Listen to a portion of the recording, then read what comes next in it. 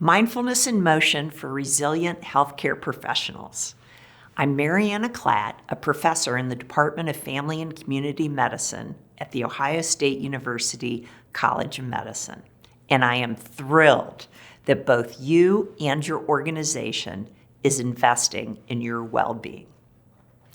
In a nutshell, my passion is to show through research that there are ways to reframe stress, modify stress reactivity from within, utilizing the power of mindfulness and community in ways that are low cost and accessible during the day, especially when sponsored by your organization or workplace.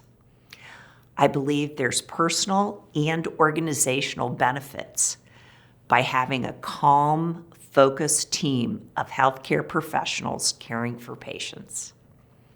So what's Mindfulness in Motion?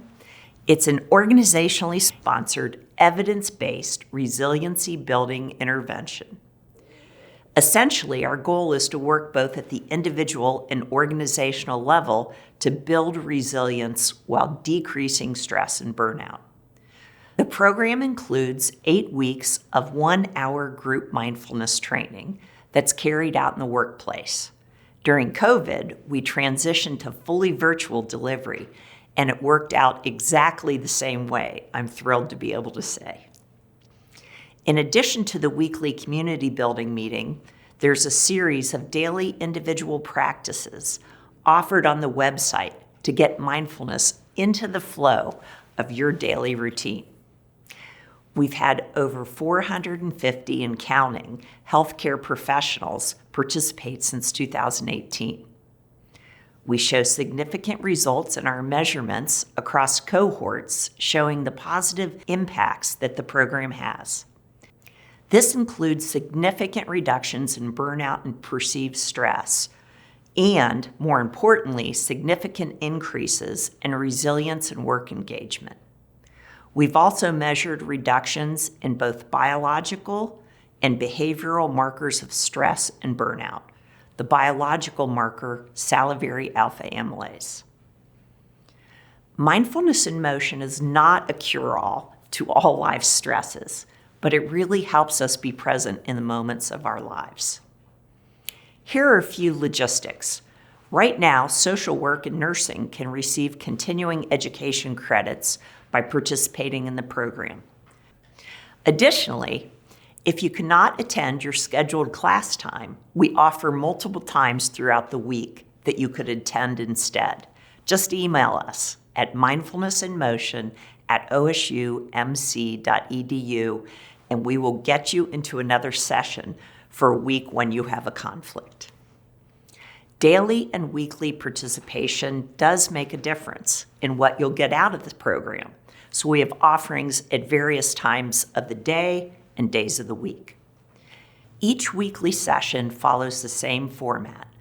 With the large demand that we've had for the program, we wanted to disseminate on a larger level. So to scale it, I recorded both didactic and experiential videos to be shown in the facilitated sessions. Facilitators lead the sessions and have all been trained in our training program to ensure consistency and fidelity across cohorts.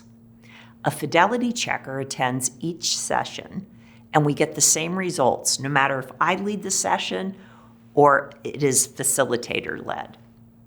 Each week, we will be taking breath counts before and after each hour session for the 8 weeks. The green bar represents the counts before the meeting, and the blue bar at the end of the session. Now, it's no surprise to me that there's a drop from before to after each session. But what's interesting is that there is a gradual decrease in pre-breath counts across the 8 weeks. Participants often find that over the weeks, the music played at the beginning of each session and the environment have a calming effect that influences respiration rate and deactivates our sympathetic nervous system. Here's a general outline of what to expect during and after the program. At the beginning, people start to notice the positives in their life more. appreciating, noticing small things. Basically, participants report feeling more pleasure from life due to being more present in each and every moment. After the 8 weeks, and with continued practice, participants are able to establish a mindfulness routine with the help of boosters, weekly emails, and other resources. Long-term mindfulness practitioners find they're able to redirect their thoughts away from irrelevant information that's interfering with their ability to be in their lives, like excessive rumination or worry. Months or years after the program, with continued practice, participants experience sustained benefits, allowing them to intentionally respond rather than react to situations. They call upon the power of their breath to help them through tense situations. Who have we served thus far? Right now, I have full data sets on 366 participants, and of those, here's the breakdown of the healthcare professional roles that have participated. As you can see, there's a wide variety of roles. Healthcare is a team sport. I believe that everyone who works within a health system impacts patient care. Someone in billing and finance, as well as the physician and nurse, who have made up about 44% of our participants. Here's a breakdown of our most recent results from the first 366 participants with full data sets. We've had significant decreases in burnout and stress, with significant increases in resilience and work engagement. Notably, there's a 28% reduction in the number of participants meeting burnout criteria by week 8. I was thrilled with that. We also wanted to look at how sustainable our results were, so we sent out a follow-up survey. With the help of a mindful moment email, monthly booster sessions, and continued practice, we found that the initial results post 8-week intervention were sustained more than 12 months after completing the program, which for the organization is key.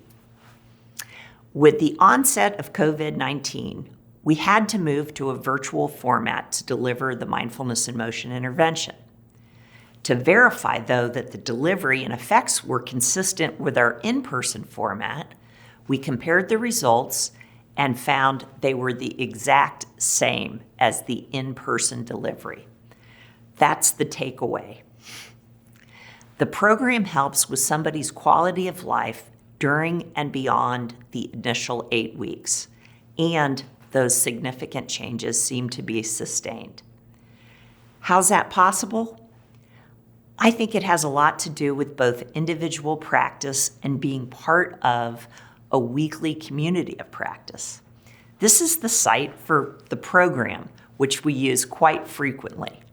On it, you'll find a short 10-minute survey before and after the 8 weeks, and there's a reflection question each week that's very beneficial and key really to this program because it allows for a lot of introspection and self-reflection.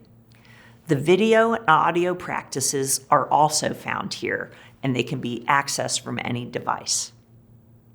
There's different lengths to these practices depending on your schedule that day. So how much practice is enough? Whatever is just enough time for you to get mindfulness into the motion of your day. It can cause a ripple effect. When you take just enough time to practice mindfulness, it can shape the rest of your day for the better. One small mindfulness practice a day can initiate that ripple effect, not only in your own life, but potentially in the lives of others. My goal for each participant is to use the effective minimum dose for you to make a ripple effect in your life. Here are some ground rules for the program. We all need to be in agreement that what's said in the class is confidential in order to create a safe space for all.